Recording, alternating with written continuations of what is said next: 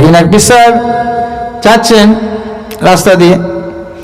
তো আগের দিনে ওয়াজ করেছে, বাবা তোমরা সব নামাজ পড়বে, নামাজ পড়া আল্লাহর হুকুম, যদি তোমরা নামাজ না আদা করো, যত ইবাদত করো না কেন, ওই নামাজ বিনা তোমরা কোনোদিন জান্নাত যেতে পারবে না, ওই নামাজ বিনা তোমরা বেহেশত পেতে পারো না, ওই নামাজ বিনা তোমরা পুলসিরাত পার হতে পারবে না, ওই নামাজ বিনা তোমাদের গুনাহ ক্ষমা হবে না, ওই নামাজ বিনা কিয়ামতের ময়দানে যখন তোমার মাথার উপরে সূর্যটা এসে যাবে, আরশের ছায়া পাবে না, তোমার ঘিগুলো টকবক ফুটতে থাকবে, ওই নামাজ তোমাকে আরশের ছায়া দান করতে পারে, ওই নামাজ তোমাকে পুলসিরাত পার করতে পারে, ওই নামাজ তোমাকে মিজানের পাল্লাটা ভারী করে দিতে পারে, ওই নামাজ তোমার কবরটাকে প্রশস্ত করে দিতে পারে, ওই নামাজ তোমার কবরটাকে বড় করে দিতে পারে, ওই নামাজ তোমার কবর আযাবের কবরটাকে আবার